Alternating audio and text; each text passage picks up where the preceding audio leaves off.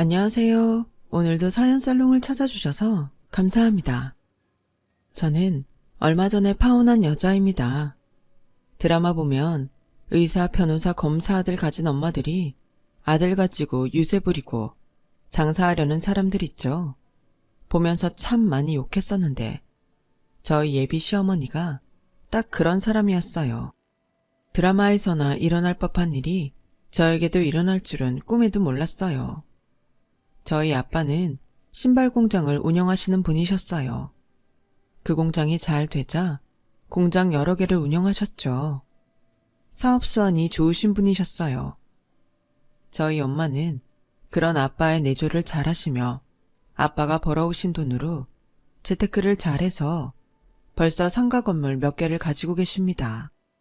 저는 이런 풍족한 배경에서 부족한 것 없이 자랐어요. 초등학교 때까지는 기사님이 학교까지 데려다 주셨지만 중학교 때부터 저는 그것이 평범하지 않다는 것을 깨닫고 다른 학생들처럼 버스로 통학을 했어요. 저희 부모님은 노블리스 오블리제를 실천하시는 분들이셨어요. 상가에 새든 자영업자들에게 임대료를 올리신 적도 없으시고 설이나 추석 같은 명절에는 세입자들에게 명절 선물로 돌리셨답니다. 부모님은 항상 저에게 하신 말씀이 있었어요. 가진 사람이 욕심 부리면 안 된다. 항상 베풀 줄 알아야 한다. 알았어, 아빠. 내 롤모델인 엄마 아빠인데 내가 누구를 닮았겠어? 너무 걱정하지 마세요. 항상 검소하게 생활하시던 분들이셨어요. 베풀 줄 알아야 한다고 가르치셨죠. 그 흔한 명품 하나 안 걸치고 다니셨고요. 저도 부모님의 가르침 아래 성인이 돼서 학비 외의 경제적인 부분은 제 스스로 해결하려고 했어요. 대학 때부터 제 용돈은 제 스스로 벌어서 다녔어요. 그래도 부모님과 함께 사니 그 돈은 고스란히 제 용돈으로만 쓸 수 있었어요. 저는 치위생과를 졸업했습니다. 치위생과는 3년제라 다른 4년제 다니던 친구들보다 졸업이 빨라서 일찍 사회생활을 시작했어요. 첫 월급을 받는 순간부터 적금도 들었고요. 남자친구, 아니 지금은 파혼했으니까 전 남자친구겠군요. 전 남자친구와는 일하면서 만나게 되었어요. 저희 치과는 근처에 있던 성형외과와 조인으로 하는 프로그램이 있었는데 그 성형외과에서 양악수술을 받고 저희 치과에서 교정을 하게 되면 할인을 해주는 형식이었죠. 남자친구는 그 성형외과 페이닥터였어요. 연말에 조인한 성형외과 간호조무사 선생님들이랑 원장님, 페이닥터들, 그리고 우리 병원 간호조무사 선생님들이랑 치위생사 선생님들, 그리고 원장님, 이렇게 회식을 한 적이 있었는데 그때 서로 호감을 가지게 되었고 연인으로 발전하게 되었어요. 직장 선배는 제게 자기는 신데렐라 같다. 치위생사가 어떻게 의사랑 연애를 하니? 자기는 복도 많아. 물론 저희 병원의 저희 집 이야기는 따로 하지 않았어요. 집 사는 거 알려봤자 그게 제 장점보다는 약점으로 악용될 수 있다고 생각했거든요. 사회는 만만한 곳이 아니었으니까요. 제가 일을 못해도 잘해도 집안 배경이 그 사람들 인식에서 사라질 수가 없다는 생각이 들더라고요. 그래서 따로 말하지는 않았었죠. 그 사람과의 연애는 다른 보통의 연인들처럼 평범했어요. 주말이면 같이 영화 보고 맛있는 거 먹으러 가고 가끔 술을 마시기도 했고요. 솔직히 의사, 검사, 변호사, 소위 말하는 사자 직업을 가진 사람들과 하는 연애와 결혼에 부정적이었어요. 인터넷 커뮤니티에 올라오는 글들이랑 실화를 바탕으로 한 드라마를 보면 좋은 이야기들이 하나도 없었으니까요. 남자도 자신의 직업에 선민의식이 담겨져 있었죠. 간단하게 말해서 직업에 자신의 자아를 의탁했달까요? 직업은 그 사람의 일부이지 전부가 될 수는 없다고 생각해요. 그리고 속물적인 부분들도 너무 많다고 생각해서 긍정적으로 보지는 않았어요. 그런데 남자친구는 좋은 사람인 것 같았죠. 제 앞에서 자신의 의사라고 유세 부리거나 저를 하대하지는 않았으니까요. 하지만 가끔씩 대화하는 중에 치위생사는 공부 많이 안 한다. 의사는 공부하려면 최소 10년 정도 걸린다는 둥 이런 걸로 제 속을 긁기는 했습니다만 치위생사가 의사보다 공부량이 적었던 것은 사실이니 그때는 그냥 그러려니 하고 넘어갔었어요. 그렇게 서로 알콩달콩 연애하다 자연스레 결혼 이야기가 나오게 되었어요. 그리고 처음 그의 어머니를 뵙기로 한 날이었죠. 어머님은 저를 위아래로 보시더니 비꼬듯이 물어보셨어요. 치위생사라고? 네, 치위생사 맞아요. 솔직히 우리 아들이 의사잖니. 아주 제 병원 차려줄 여자들 소개시켜주겠다는 마담 뚜디 줄을 서. 집안 좋고 재력 좋고 학벌 좋은 그런 아가씨들. 이 결혼 내 아들이 믿지는 장사이기는 하지만 그래도 내 아들이 아가씨를 사랑한다는데 자식 이기는 부모가 어딨겠어. 내 말 무슨 뜻인지 알지? 어머니 말씀 맞기는 하지만 저희는 누가 딱히 더 잘났고 부족하다고 생각하지 않아요. 어머, 얘 말 대답하는 거 봐. 어른이 말하면 그냥 네 하는 거란다. 한마디 더 쏘아붙이고 싶었지만 남자친구가 중간에서 안절부절하는 게 보여 그냥 가만히 있었어요. 예비 시어머니와의 첫 만남은 불쾌했어요. 저희 부모님은 저를 최선을 다해 키워주셨는데 저희 부모님까지 부정당하는 기분이었어요. 그렇게 기분이 상한 채 있으니 남자친구가 절 달래주더라고요. 엄마가 말만 그런 거니 너무 기분 상하지 말라면서요. 그런데 솔직히 남자친구 집안이 잘 사는 쪽은 아니었어요. 오히려 남자친구는 개천에서 용난 케이스였어요. 어릴 때 아빠가 돌아가셔서 예비 시어머니 홀몸으로 키우셨다고 하네요. 그래서 남자친구도 자기 엄마라면 좀 지고 들어가는 편이에요. 남자친구에게 저희 집 이야기는 하지 않았지만 솔직히 집안으로만 보자면 저희 집이 훨씬 더 낫고 저희 부모님이 오늘 계셨다면 아마 이 결혼 꼭 해야겠냐고 말 나오셨을 게 뻔합니다. 하지만 전 오늘 일을 말씀드리지는 않았어요. 반대하실까봐 걱정이 되었거든요.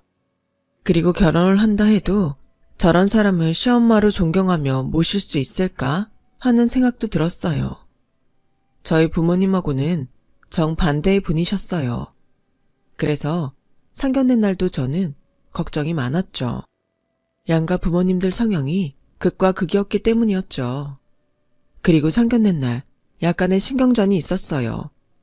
초반에는 순조롭게 대화가 이어지고 분위기가 괜찮게 흘러갔어요. 근데 결혼 날짜를 잡고 집과 혼수 이야기가 나오는데 그때부터 신경전이 시작되고 말았어요. 저 사돈, 오늘 초면이어서 이런 이야기하기 나 뜨겁지만 그래도 이제 애들이 결혼하면 가족이지 않습니까? 그래서 말씀드려야 할 것이 있는데요. 네, 말씀하세요, 사돈. 그게 말입니다. 보시다시피 제가 홀몸으로 우리 아들을 키웠어요. 학원 하나 안 보냈는데 항상 학교에서 1등을 하던 아이였어요. 그리고 어느 날 의대에 턱하니 합격하더니 지금은 이렇게 의사가 되었네요. 사돈께서 홀로 아들 키우시느라 고생 많으셨겠습니다. 고생은요. 저렇게 멋지게 자라주었으니 얼마나 고마운지. 정말 제 눈에 넣어도 안 아픈 자식이에요. 공부만 잘하는 게 아니라 얼굴도 잘생겨서는 인기는 얼마나... 저 사돈, 말씀 중에 죄송하지만 그래서 하시고픈 말씀이 무엇인가요? 아, 그게 말입니다. 보시다시피 제가 남편도 없고 여자 홀몸으로 자식 키우면서 돈이 있으면 얼마나 있겠습니까? 그래서 우리 쪽에서는 집이고 결혼식 비용이고 할 수 있는 부분이 없을 것 같아서요. 어렵겠지만 사돈 쪽이 힘 좀 써주시면 안 될까요? 예비 시어머니는 저희 부모님께 결혼을 위해 자신은 해줄 수 있는 게 없으니 다짜고짜 저희 쪽에서 다 알아서 해달라는 말에 저와 부모님은 좀 당황하긴 했습니다.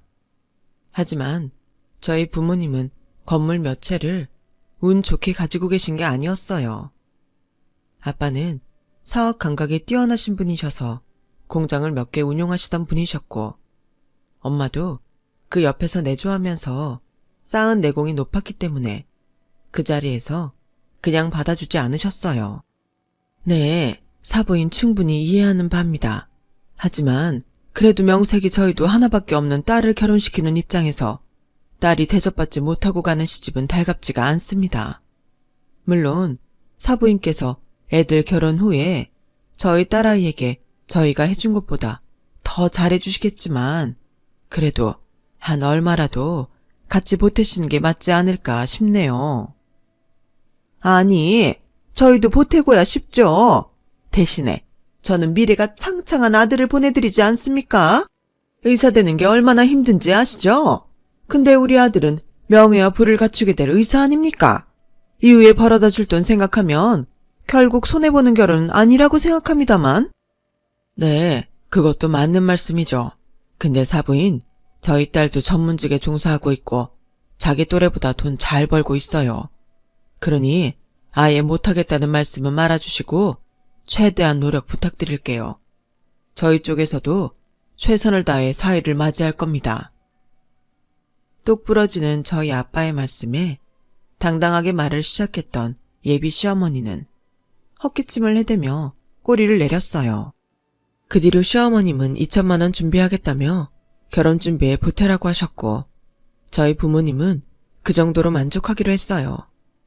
상견례가 끝나고 저희는 얼마 안가 청첩장을 먼저 돌렸어요. 친구들도 직장 동료들도 양가 친척들도 결혼한다는 소식을 알게 되었어요. 예비 시어머니는 이제 빼도 박도 못할 것이라 생각하셨는지 그때부터 본색을 드러내기 시작했어요. 우선 남자친구에게 모아놓은 돈이 얼마였냐고 물어봤어요. 그걸 알아야 거기에 맞춰 예산을 잡을 수 있었기 때문이었죠. 남자친구는 그전에는 항상 돈 이야기만 나오면 말을 돌리며 회피하다가 청첩장을 돌리고 나서야 모아놓은 돈이 없다는 사실을 알게 되었어요. 생각보다 모아놓은 돈이 얼마 없어 전 당황했지만 그럴 수 있다고 생각했어요.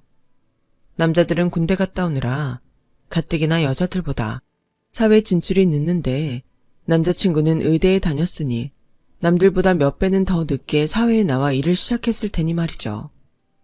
저는 남자친구가 기가 죽을까봐 괜찮다며 그 예산에 맞게 시작하면 되는 거라고 위로했어요. 제가 모은 돈 7천에 어머님이 주신 2천만 원.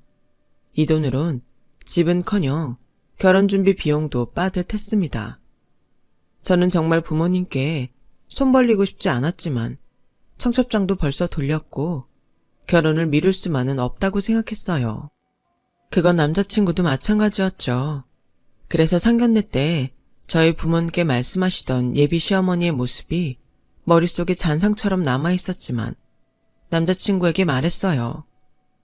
다른 건 간소하게 하더라도 집은 어떻게 해주실 수 없냐고 어머님께 부탁해보면 안 될까? 알잖아. 우리 엄마가 돈이 어딨어.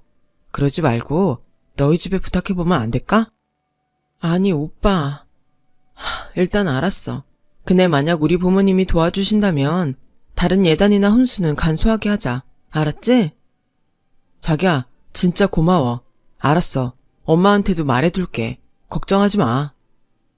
어머님한테도 확실하게 말씀드려. 나중에 다른 말 안 나오게. 엄마한테도? 일단 알았어. 남자친구의 마지막 말이 영 못 믿어왔지만 저는 집으로 와서 염치 없지만 부모님한테 이번만 도와달라고 말했어요. 집은 남자가 준비를 하던 반반을 하던 어느 쪽이든 남자친구 집안 사정이 넉넉하지 못한 편이었고 남자친구도 모아놓은 돈이 얼마 없어 저희가 모은 돈으로는 아무리 간소하게 하더라도 부족할 것 같다고 우리 집 형편이 좀 괜찮으니까 한 번만 도와달라고 했어요. 그러자 부모님은 제 앞으로 된 아파트가 한 채 있다며 결혼하면 그곳에서 살라고 하셨어요. 그렇게 집 문제가 저희 부모님 덕분에 해결되었죠. 그 사실을 남자친구한테 말하니 남자친구가 장인어른 장모님한테 평생 잘하겠다며 기뻐했어요. 저도 행복한 결혼 생활만을 꿈꾸고 있었습니다. 집을 저희 부모님이 해결해 주신 걸 알게 된 예비 시어머니는 그때부터 말을 바꾸기 시작했어요. 어느 날 저에게 전화를 하셨더군요. 저번에 이야기한 예단비는 1억으로 해와라. 다른 사람들은 의사사위 데려간다고 집은 물론이고 외제차에 시댁에 명품 선물로 한다고 하더라. 그래도 내가 양심이 있으니 다른 건 둘째치고 네 남편 학자금 대출은 갚는 걸로 하자. 어차피 결혼하면 우리 아들 돈이니 네 주머니로 들어가지 않겠니? 어머니, 석주씨 공부한 기간이랑 이자까지 합하면 결코 적은 돈이 아니에요. 저희 집에서 신혼집도 마련해주는데 너무하신 거 아닌가요? 저는 남자친구에게 이건 말이 다르지 않냐면서 집을 우리 부모님이 마련해 주셨는데 예단비 1억은 뭐고 내가 왜 남자친구 학자금 대출까지 갚아줘야 하냐고 말했어요. 남자친구는 자신이 엄마한테 가서 다시 말해보겠다고 화난 저를 달랬어요.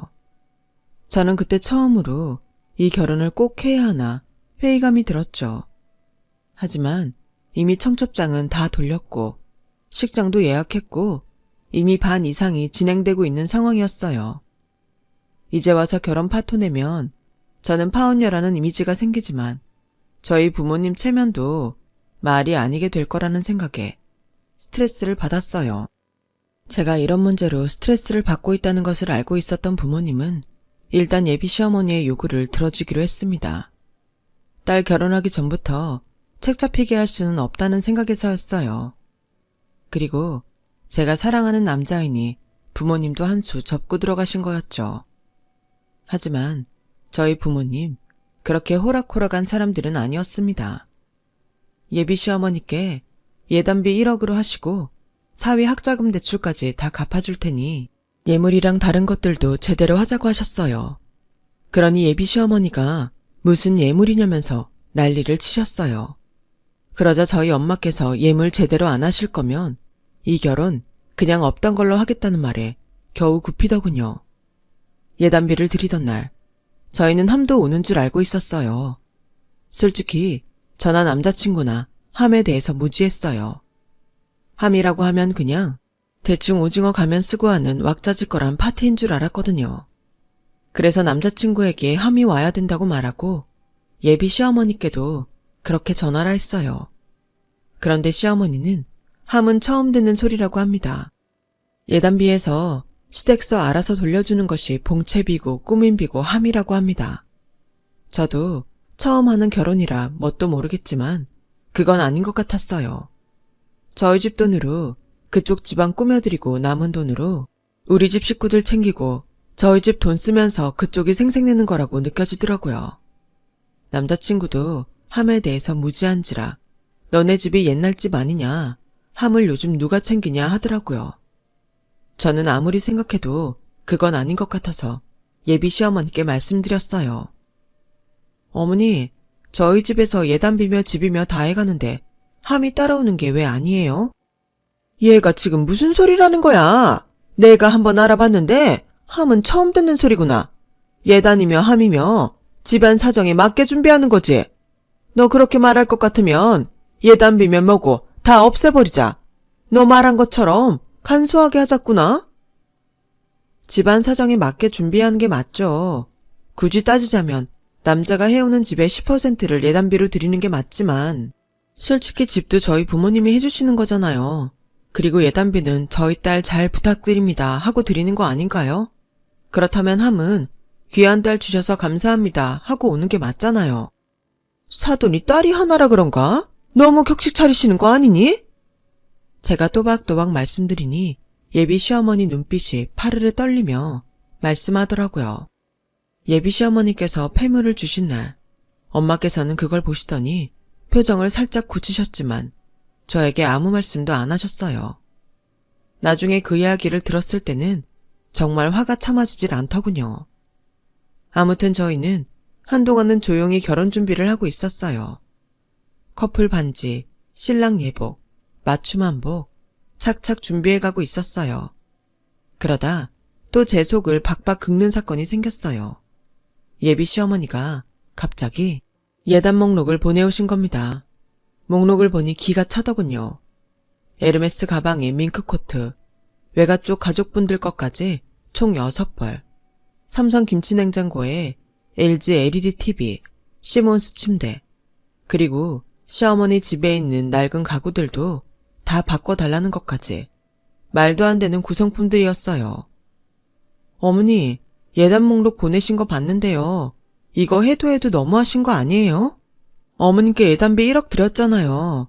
집도 저희가 해오고 결혼 준비 자체를 저희 집에서 거의 다 해가는 건데 어떻게 이런 것까지 요구하실 수 있으세요? 거기에 내 돈 2천만 원은 안 들어갔니? 어머님이 보태주신 2천만 원으로는 서울에 전세방도 못 얻어요. 그럼 니까짓 게 그런 것도 안 하고 의사 사모님 소리 들으려고 했어? 너 아니더라도 우리 아들 남편 삼고 싶어하는 좋은 집안 아가씨들이 줄을 섰어. 이 결혼 파토 내고 싶으면 알아서 해라. 저희 부모님도 이 소리를 들으시고는 아들 가지고 장사하는 거냐면서 이런 결혼은 안 하는 게 낫다면서 정말 상종 못할 사람이라고 하셨어요. 저에게는 이거 견디고 결혼해도 이건 시작에 불과할 것이라면서 더 불행해지기 전에 포기해도 괜찮다고 하셨어요. 저는 그래도 아직 남자친구를 많이 사랑하고 있었어요. 내가 사랑하는 사람의 가족이라면 아무리 그런 교양 없는 사람이라도 품고 가야 된다고 생각했어요. 그래서 남자친구를 만나서 사실대로 다 말했어요. 그러나 남자친구가 한 말은 제 마음을 쉽게 하는 것과 동시에 그나마 있던 정도 떨어지게 만들었어요. 오빠, 어머니 정말 너무하신 거 아니야? 결혼 준비를 우리 집에서 다 해가는 건데 자기 외가 쪽 식구들 밍크코트랑 어머니 집 살림살이까지 바꾸라는 건 너무하신 거 아니냐고. 무슨 말이야. 지은아, 우리 엄마가 좀 솔직한 데가 있어서 그렇지 절대 나쁜 의도로 말한 게 아니야. 네가 이해 좀 해주면 안 되겠니? 솔직하면 사람한테 상처 주는 말 해도 된다는 거야? 솔직한 것과 상처 주는 말은 엄연히 다른데 어떻게 그렇게 생각할 수가 있어? 야, 솔직히 그 정도도 못 해주냐? 너 그것도 안 하고 나랑 결혼할 생각이었어? 야, 너 같은 여자가 어디 가서 나 같은 의사 남자를 만나겠냐? 다른 의사하고 결혼하는 여자들 좀 봐라. 집은 기본이야. 내 친구들 보면 처가에서 병원 차려준 애들도 많아. 그 정도는 해야지 의사 사무 소리 들을 자격 있는 거 아니냐? 참나. 이제야 본색을 드러내는 거니? 니네 엄마가 맨날 의사 아들 거리니까 네가 뭐라도 된 줄 아냐? 페이덕터 주제 누가 들으면 대학 병원 교수라도 되는 줄 알겠어. 그리고 나는 내가 당신한테 미친다고 생각한 적 없어. 이런 모욕 당하면서 결혼할 하등의 이유도 없다고. 야, 너 뭐? 말 다 했어? 의사가 얼마나 사회적으로도 명예 있고 부도 있는지 몰라서 그러냐? 겨우 밍크 몇 개 하고 가전제품 몇 개 때문에 이 난리야. 그 정도 값도 못 치르고 나랑 결혼하려고 그랬냐? 너 아니어도 나 데려가려고 재벌집에서 줄을 선다 서. 너희 엄마가 냉장고에 침대에 에르메스 가방으로도 모자라서 너희 그 거지 같은 집 가구며 가전까지 나보고 바꾸라는데 진짜 별 거지 집구석이냐? 내가 그걸 해가면서까지 너랑 결혼을 왜 해? 넌 진짜 천하의 개망나니 같은 놈이고 너희 그 거지 같은 집에 시집올 여자가 불쌍하다. 정신병자 같은 너희 엄마랑 잘 살아라. 저렇게 다다다다 말하는 생각도 아닌데 화가 나니까 진짜 말이 무슨 대포처럼 막 나오더라고요. 그러면서 나중에는 더 쏘아대지 못해서 진짜 아쉽더라고요. 결국 제 남자친구도 그저 그런 사짜 달린 직업에 불과한 사람이었어요. 저는 미련 없이 남자친구와 파혼했습니다. 그리고 부모님께도 사실대로 다 말씀드렸어요. 부모님은 당연히 저를 존중해 주셨고 너무 마음 아파하지 말라고 하셨죠. 그리고 엄마가 하신 말씀은 더 충격적이었답니다. 예비 시어머님이 보내주신 예물들이 다 금도 아닌 주얼리에 가짜였다고 하네요. 그 집에서 할 수 있는 최선인가 보다 생각하고 넘기셨는데 제 얘기를 들으니 도저히 안 되겠다고 하시네요. 저는 오히려 남아있던 정도 다 떨어져서 아파할 마음도 없었어요. 하지만 저는 파혼녀라는 이미지와 직장에서도 가끔 남자친구와 마주쳤는데 제가 죄 지은 건 없었지만 그래도 편하지만은 않았어요. 결국 전 병원을 옮기게 되었어요. 그렇게 몇 달이 흐르고 같이 일했던 동료로부터 남자친구가 다른 여자와 결혼 준비 중이었다가 홀랑 다 뜯겨먹고 알거지가 되었다는 소식을 들었어요.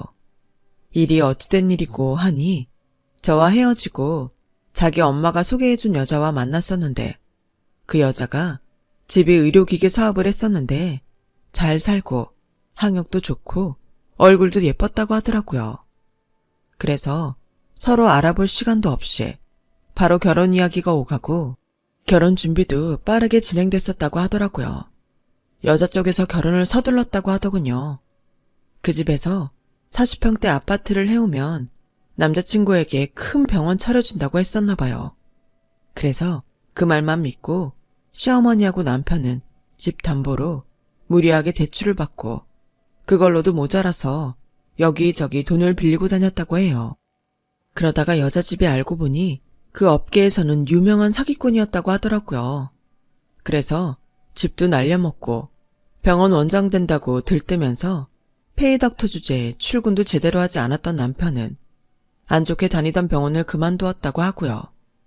모든 것이 사기였다는 걸 알게 된 후 다시 그 병원에 돌아가려 했지만 당연히 병원에서는 받아주지 않았나 봐요. 얼마간 재취업도 힘든 상황이라고 하네요. 그리고는 저를 다시 찾고 있다고 하는데 제가 직장을 옮기고 나서 전화번호고 뭐고 싹 다 바꿨거든요. SNS도 다 삭제하고. 같이 일했던 동료가 제 연락처를 전 남친에게 알려줘도 되냐고 묻는데 저는 다시는 엮이기도 싫다며 거절했어요. 그리고 얼마 전 엄마와 함께 오랜만에 백화점에 쇼핑을 하러 갔어요. 살 게 너무 많아 원래라면 그냥 택시 타고 갔었을 텐데 그날은 아빠가 집에서 쉬시는 날이라 차를 써도 된다고 해서 저희 집 기사 아저씨와 저와 엄마를 차로 모시고 같이 백화점에 갔어요.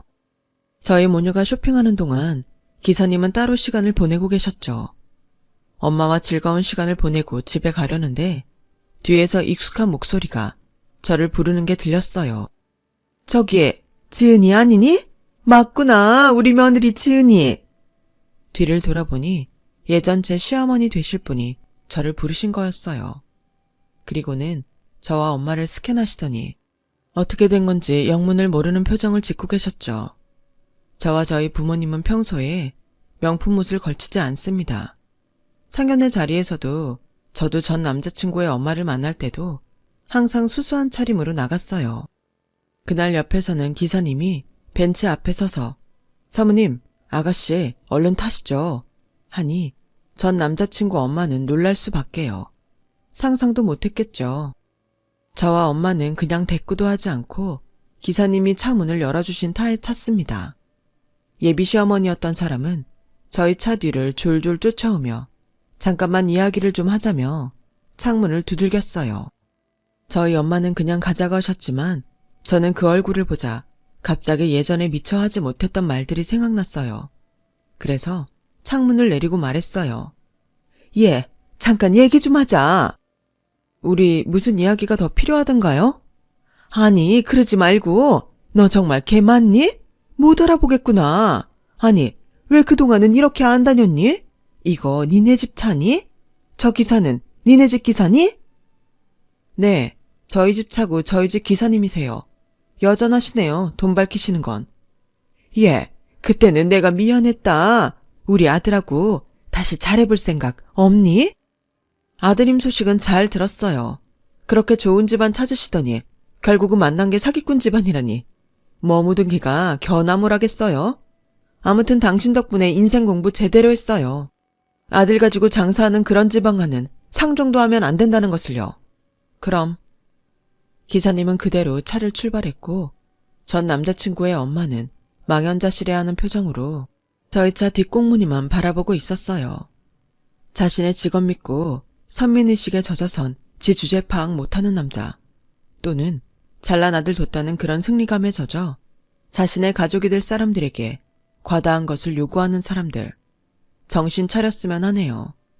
자식 가지고 장사하면 안 된다는 걸 왜 모르는 걸까요? 의사 아들 가지고 갑질하는 시댁 때문에 파혼했다는 게 인터넷에서만 돌아다니는 이야기인 줄 알았는데 그 일이 제게도 일어나게 될 줄은 상상도 못했어요. 앞으로는 결혼할 사람을 더 신중하게 골라야겠다는 생각이 듭니다. 제 이야기 들어주셔서 감사합니다. 가슴이 먹먹하고 억울한 부분이 있었는데 이렇게 털어놓고 나니 정말 마음이 좀 편안해지네요. 들어주신 분들 모두 건강하시고 인생에서 꽃길만 걸으세요. 여러분, 사연 댓글에 응원과 현명한 조언 부탁드려요. 좋아요와 구독은 저에게 큰 힘이 됩니다. 오늘도 좋은 일 가득하세요.